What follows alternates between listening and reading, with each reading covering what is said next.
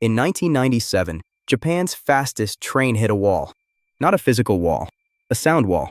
Every time the Shinkansen entered a tunnel at 270 kilometers per hour, it fired what witnesses described as a cannon shot out the other end. 90 decibels, loud enough to rattle the windows of homes hundreds of meters away. Loud enough that Japan's government passed a law making it illegal.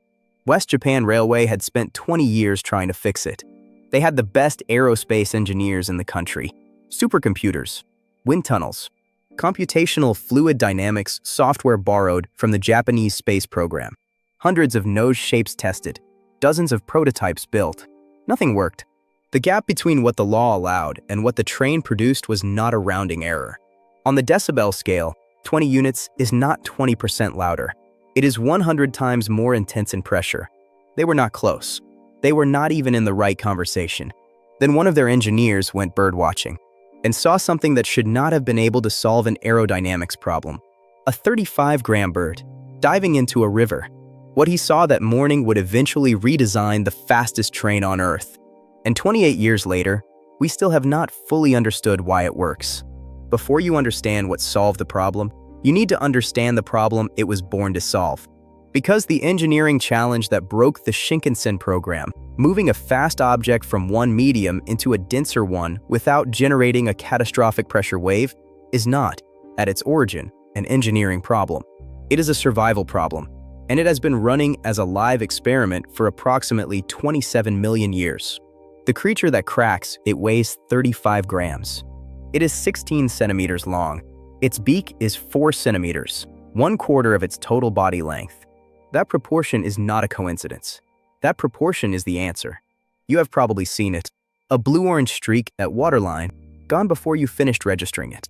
That flash is Alcedo athis, the common kingfisher. And that flash is not speed for speed's sake. The kingfisher dives from a perch or hover into water at up to 40 kilometers per hour.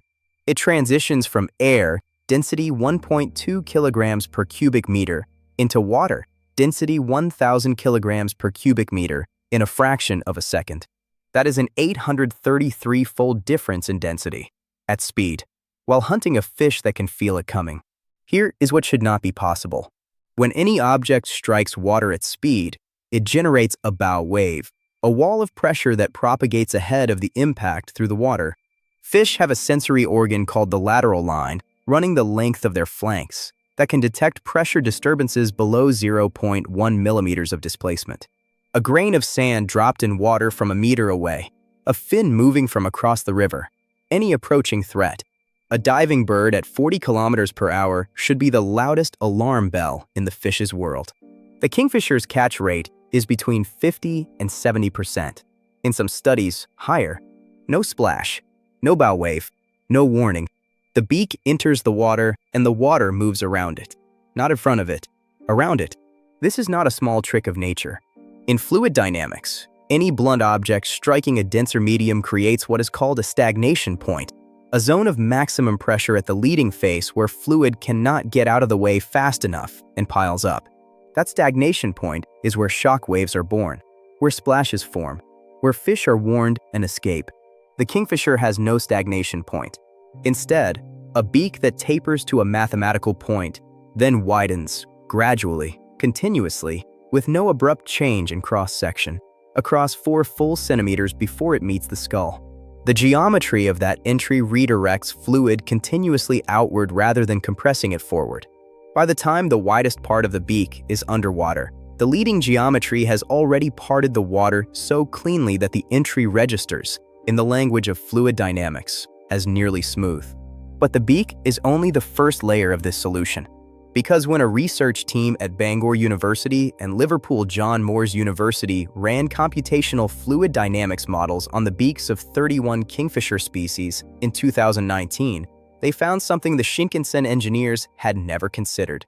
The beak is not the critical variable, and what they found changed everything we thought we understood about why this shape works. Start with the number that should stop you cold. Computational fluid dynamics simulations of kingfisher beak geometries, modeling the entry into water at 40 kilometers per hour, show no pressure accumulation at the beak tip.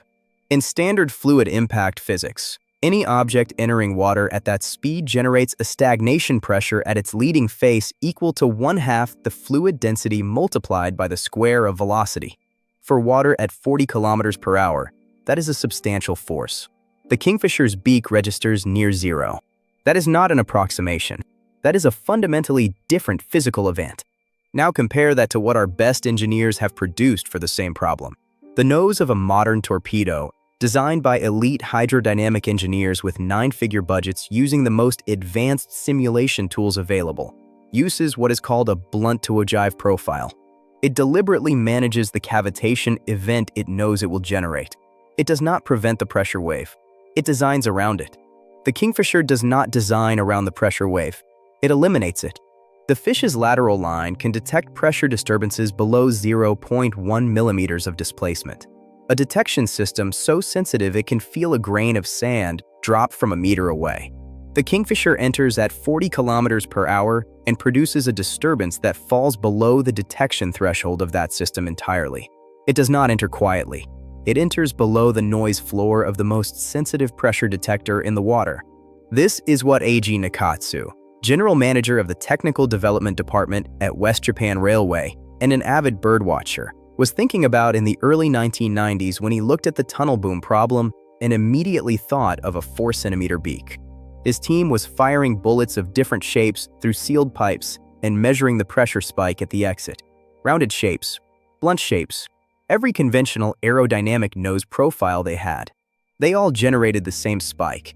The numbers dropped, but they never dropped enough. When Nakatsu introduced a cone, a long, gradually tapering cone proportioned to match a Kingfisher beak, the pressure spike did not refine. It changed shape entirely. The fluid was no longer being pushed.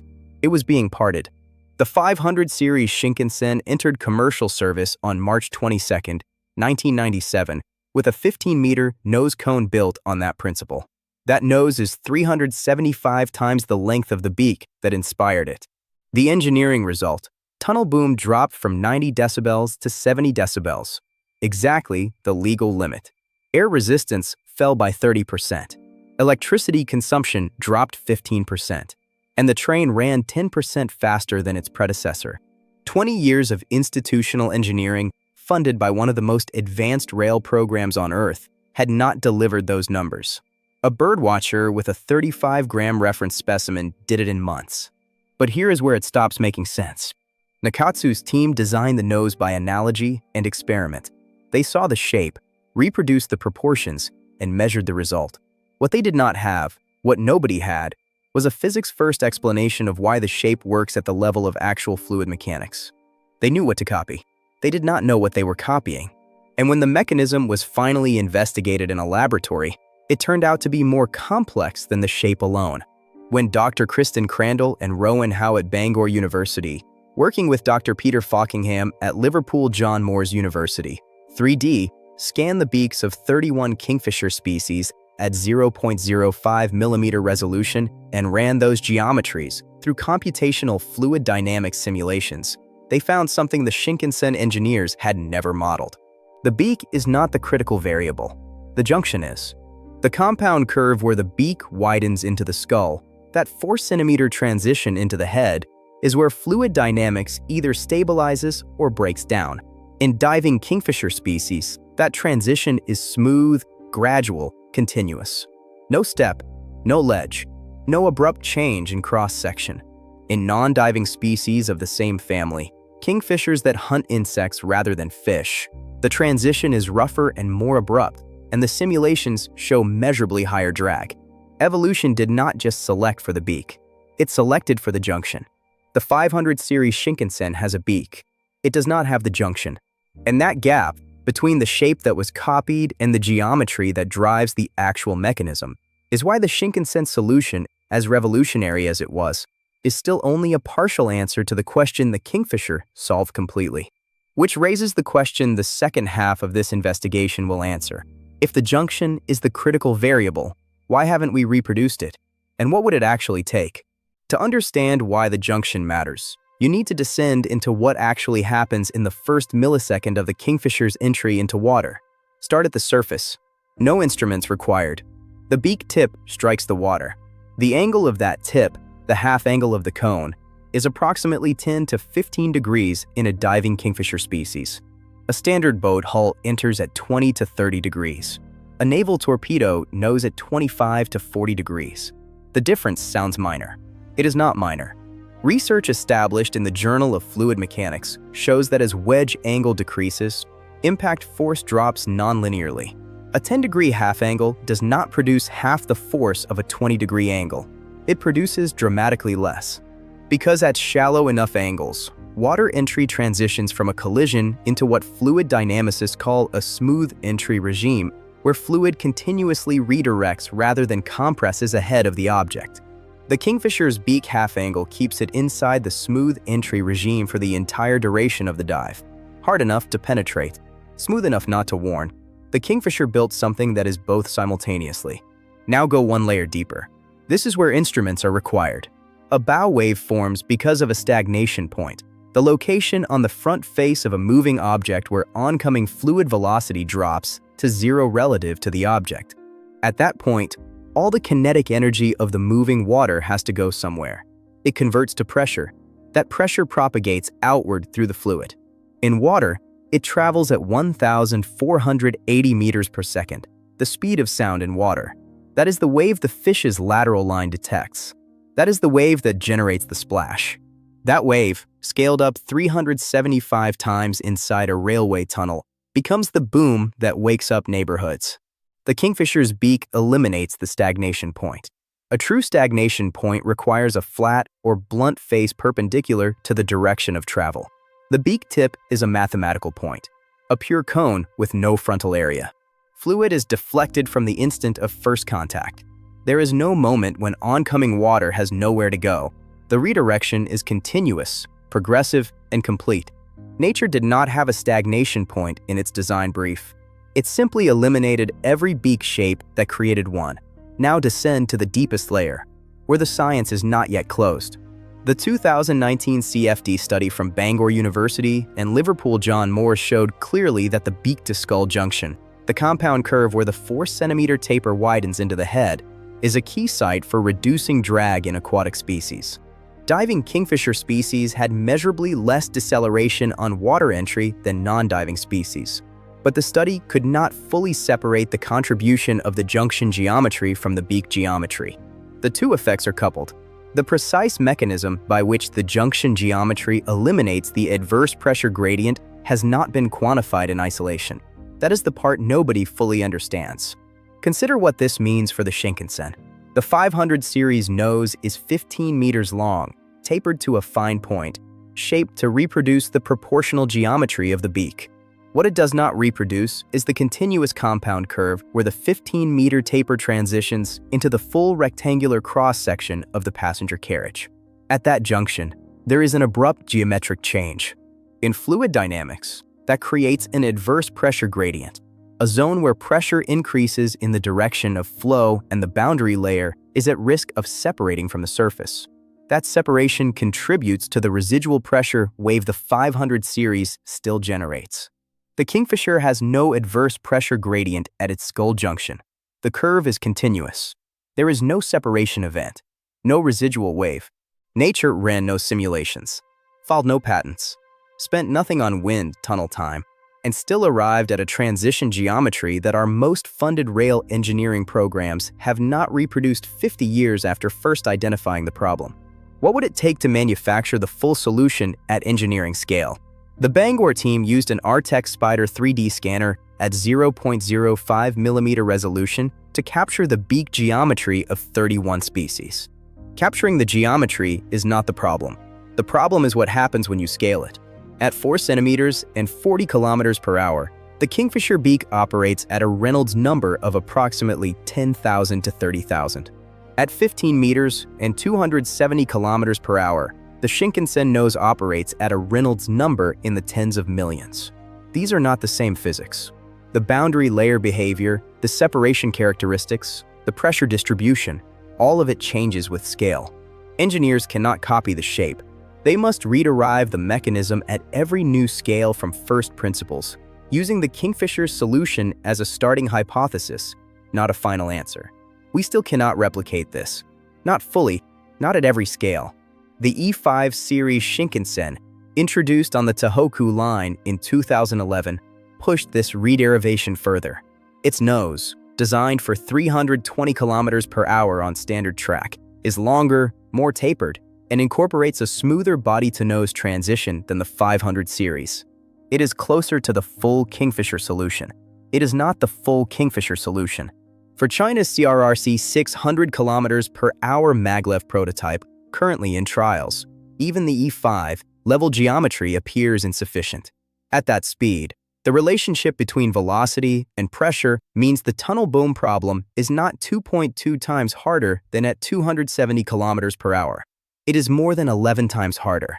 The latest Chinese engineering response, a 100-meter porous buffer structure at tunnel entrances, with early trials suggesting peak pressure reductions of up to 96%, is not a nose shape at all. It is infrastructure. The geometry problem remains unsolved. The Kingfisher is still doing it. Every day, on every river it hunts, at a precision that a 35-gram bird arrived at through natural selection, that we have been approximating successfully but only partially for 28 years. The deeper you go into the mechanism, the further the explanation moves from anything our current models fully predict. Pull back from the beak, from the nose cone, from the Reynolds numbers and stagnation points and adverse pressure gradients. Consider what the Kingfisher actually is. Every river it hunts is a laboratory that has been running the same fluid dynamics experiment for 27 million years. Every dive is a live test of a medium transition geometry refined across more iterations than any human engineering program has ever run or will ever run. The selection pressure was absolute. A beak shape that generated a bow wave meant a fish that escaped. A fish that escaped meant a bird that went hungry. Enough hungry birds, and the geometry changed, generation by generation, in increments smaller than any manufacturing process we can deliberately control. What becomes possible if we fully decode this is non-incremental. Submarines that enter and exit water at speed without generating cavitation signatures. Autonomous underwater vehicles with dive profiles currently considered physically impossible. Air-to-water transition drones for naval and offshore applications. And a generation of high-speed rail at 500 to 600 kilometers per hour, for which no nose geometry currently exists that keeps tunnel boom below the limits that protect human health. All of it is gated on one unanswered question. What is the precise geometric specification of the beak-to-skull transition that eliminates the adverse pressure gradient? And how do you reproduce it when the Reynolds number changes by a factor of 1,000? That answer does not exist in any published paper. The Kingfisher knows it.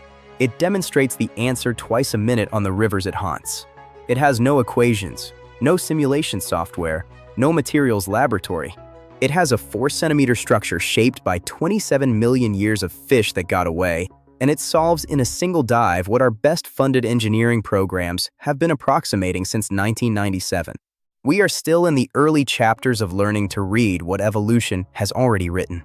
In the next investigation, we look at a creature that solved a different impossible problem, one that materials scientists have been trying to crack for 50 years, using a structure thinner than a human hair.